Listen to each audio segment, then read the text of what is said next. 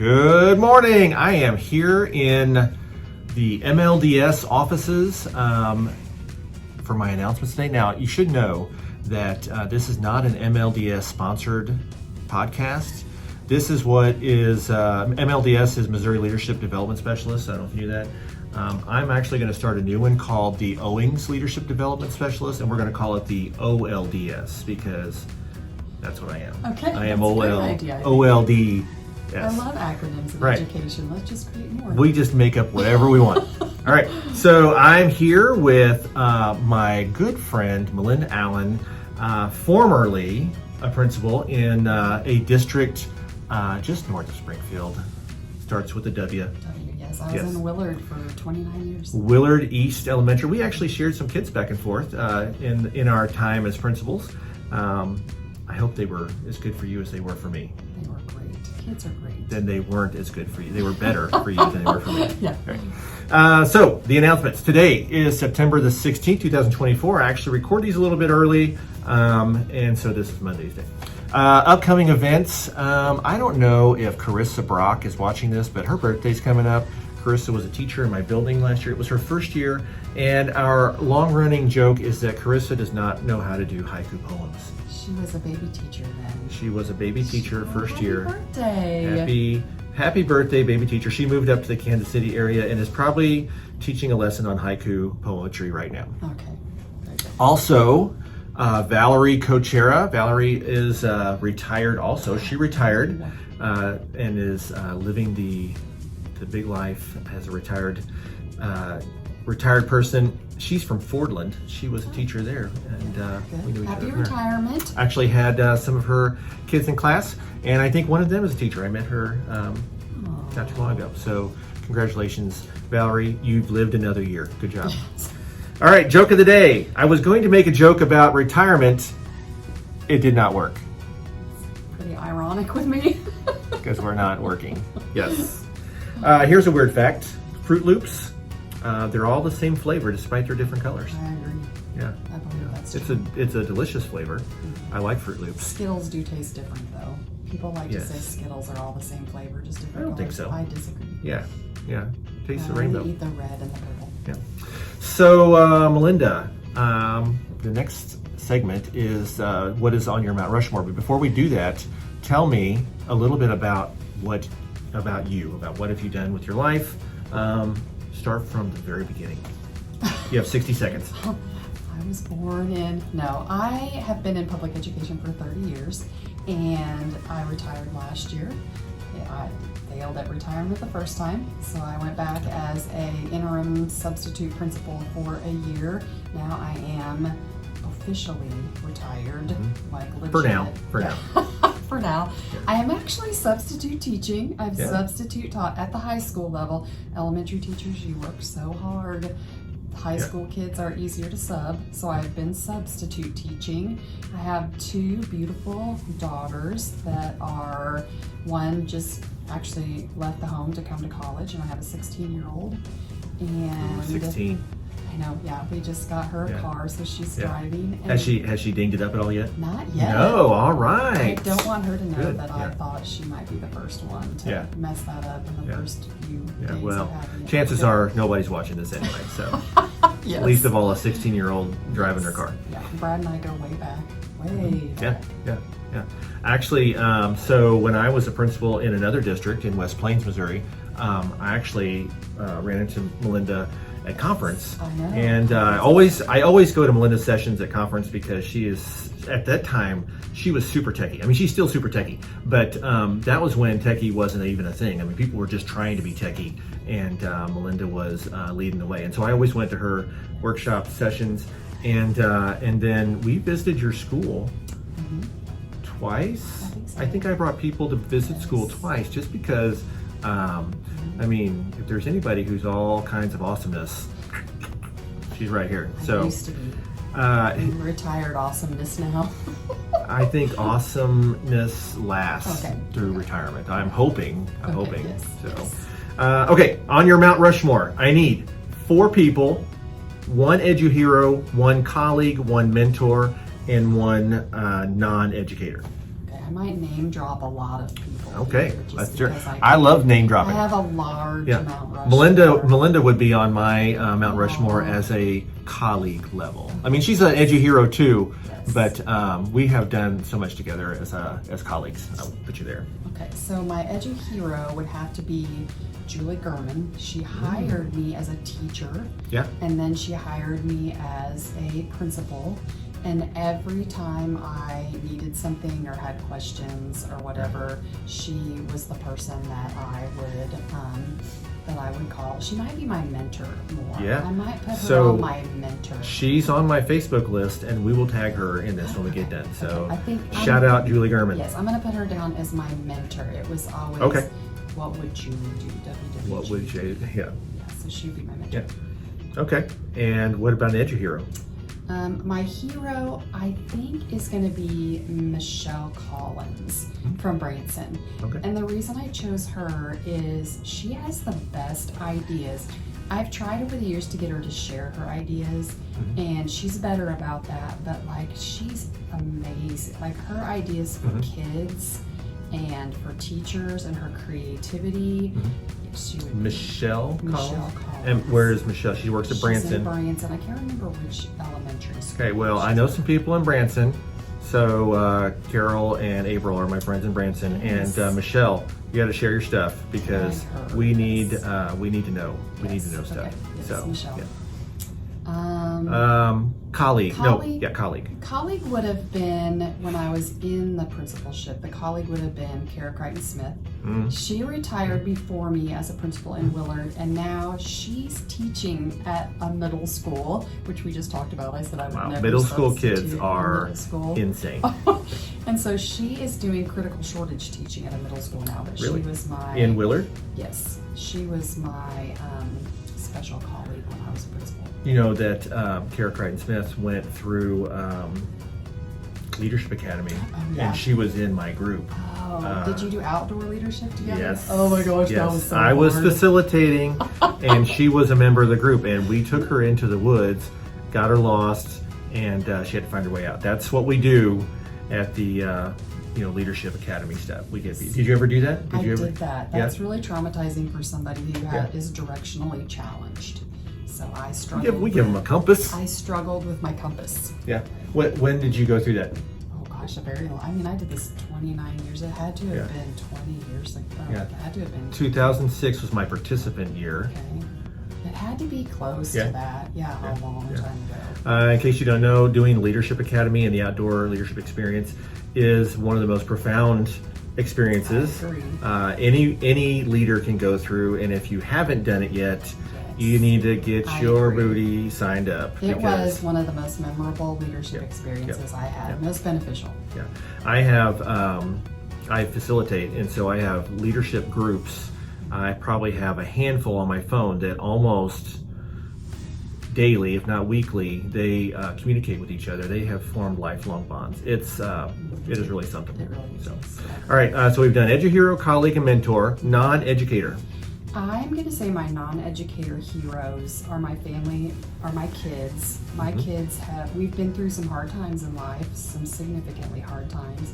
And the fact that my kids have come out so well based on all of the things that have happened, they're my hero to have survived all of that and still be good kids. Yeah, I haven't screwed my kids up. Well, if you ask them, they may be screwed up a little bit, but I feel like I haven't screwed up my kids either. Mine think they are too, but they're pretty good kids. All right, quote of the day. This quote of the day comes to you from Lee Ragsdale, the unorthodox principal. Doing what is best for kids often lies within our ability to inspire and influence the adults. And that's kind of why I asked Melinda to come today, because she has written a book. I wrote a book. You co-authored. I we want to give props to her co-author. Yes. But it is about leading with appreciation and inspiring and influencing your adults. So, switching my notes. That's okay. First of all, tell me, who is your co-author, and how do you know this person? Okay, my sweet co-author is Amber Tiemann, and she is from Texas. I think she is in technology leadership now. She was a principal at the time. Yeah. We actually met on Voxer. I don't even know if anybody does Voxer anymore, but it was just an online platform, a voice back and forth platform. We met on Voxer, connected, and then we started a Facebook group for appreciation ideas. I think it was like 2017. Yeah, I think I'm a member of that Facebook group. the And if you're best. not, you should try to get on there. If you're a principal, yeah, school there leader. are some rules. A school leader, and is that the only rule? Pretty much. I mean, there's some rules when you're on, but that's the only rule to get on. You have to right? be a school leader of some kind. Yep. And we started a Facebook group, and it blew up. The need for appreciation ideas and help in that area was a huge need. And then the pirate leaders, Dave Burgess and his company, and his wife and Beth, reached out to us and asked if we wanted to write a book as part of the Lead Like a Pirate series. And that's what the book is. Now, you probably made what, $3 or $4 million off this? No, what's Not quite. funny is if you want to write a book, there's not a whole lot of money in writing a book. We still get a little bit lot of work. every now and then, but just want to show it's that an honor. I actually have a signed copy. Yes, You signed that good. copy for I me? was hoping that was signed. I was like, oh dear God, did I sign Yeah, that? she did. Okay, good. I asked you to. Now, I also have Beth's book, but I haven't been able to get her to sign it yet. It's So so good. Beth's is The Lead Like a so Pirate. Good. It's the red one. yeah. So shout out to Beth Huff too. Yes. Killing it. Another All right. edgy hero. So why? I mean, why'd you write a book about this? I think you just said you saw a need. Well, I think especially in today, if you're a principal or a leader, you haven't read that book. It's the education profession is so hard right now, and being a teacher is so hard. And substitute teaching just has reminded me of that. Yeah, because that's the worst. And so how do you appreciate people? And this gives you the behind the scenes of appreciation. Appreciation isn't just gifts and tokens and candy and woot wagons and snack carts. There's a lot more to appreciation than just the gifty part of it. And so this talks a little bit about the other things that go behind appreciation. One of my favorite parts is where you talk about how your language, your language of appreciation may be different than others, and some people are really into gifts. And I think that's what you said. I you were. love gifts. My language of appreciation is gifts. Buy me things. I am one other person on my staff. The language of appreciation was gifts. Everyone else's language of appreciation, I think I said, was quality time. Yeah. And I don't have time to spend with them, or as leaders, we didn't have time. I didn't have time to give them. It was very eye-opening because I was buying them a lot of things and giving them things, and they still didn't feel appreciated, and then I was mad and didn't know why. And now I know. You know, I worked for a very large district, very south of Willard. And I worked with one of my edu heroes is Jay Anderson. Do you know Jay Anderson? Yes. And you know, excellent name drop. Yeah, thanks. This district was pretty good about giving. You know, they give you a journal, they give you, whatever. I think one year Jay gave us a flannel shirt. So I mean, there's that. But I was always most happy when he would come over and just spend some time. And so I don't know if that's really my language of appreciation. Maybe it's just. I was just like hero worshiping Jay. I enjoyed when Jay came to visit me too. He's so uplifting. He really calls and checks on you. Yeah. Another name drop, Joanna at Watkins, Joanna Rockwell. She said at our very first meeting that she got an email from Jay, and she's like, it was like getting an email from like Martha Stewart or someone, like, someone super famous. And I said, so Jay is the Martha Stewart of education. Something like that. Something like that. And so, okay, so you have a quote in the book from Todd Whitaker. There's a name drop. Todd Whitaker, when the principal sneezes, the whole building catches a cold. And you go a step further, say that the principal is the thermostat for the building. What does that mean, thermostat? It means that how I feel or how my day is going is how the rest of the building's day is going. And I will tell you a story about that. After I retired, I was told that there was a little stuffed animal in the office, and that little stuffed animal you could turn inside and out as well. Octopus. Yeah. It was polka dotted on Yeah, one I've seen side those. and like striped on the other side. And apparently my staff knew that if the octopus was on polka dots, that Principal Miller was not in the best of spirits, and so to look out. Wow. I don't know that I'm supposed to know that. I don't think it was on the polka dots very often. But whenever your energy is the energy of the building, and when you're going through hard times, and sometimes it was written on my face, then the whole building is going through that. So if I lead with gratitude and appreciation and love for my staff, then that's what they'll feel, and that's what I would rather they have felt than the striped octopus. Yeah, that means stay away. I work with a person through my job called, her name is Gina McCluskey. And Gina one time said to me that calm is contagious. And so that's something that I have always tried to live out as an administrator is, if things are super stressful, if I can keep calm, then other people will keep calm. And so that just kind of goes back to the quote, and you being the thermostat, if you can be calm, others will be calm. See what else I have in my notes here. Gratitude. What I try to do is put, what is it? And then what does it look like? And then how can I do it? So gratitude, of course, is, a feeling of appreciation. And another quote, a person who feels appreciated will always do more than is expected. And that's something I've also tried to live by too. I know you have. From your book, administrators get to be and must be that supportive and uplifting person for their school community, even when it's hard. That's true, that you will go through hard times. I was at my building for 19 years. There were a lot of hard times in people's lives, teachers, kids, families. You go through a lot of things in a school, and so as the principal, how you handle those things and how you support your people and appreciate your people it's very, very telling, because hard times can either sink the ship or they can get the ship to shore. Bring you together. Yes. Yeah. Knowing that from going through some hard times with my last building, they closed down, and so those were hard times. That's and hard. we were a very tight group, and we still have a group meeting going now that we some people put jokes on it and stuff. Yeah. Okay, so that's what it is. What does it look like? And I think what I got out of your book was that relationships are important, and I've talked with several people on this platform about building relationships is, the number one job, I think, of a principal. And so that just kind of lends itself to your book, and getting to know your people and how they like to be appreciated. So That was the biggest thing. yeah. How do I do it? Well, I did the survey to find out what my teachers' languages of appreciation was.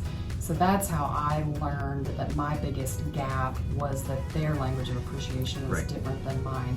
Other ways to build relationships, I think, would be, there's Facebook. I'm Facebook friends with a lot of my teachers and my staff, and learning about their families through that, just talking to them, going to them, being visible in the building, and just going in their classrooms and hanging out. And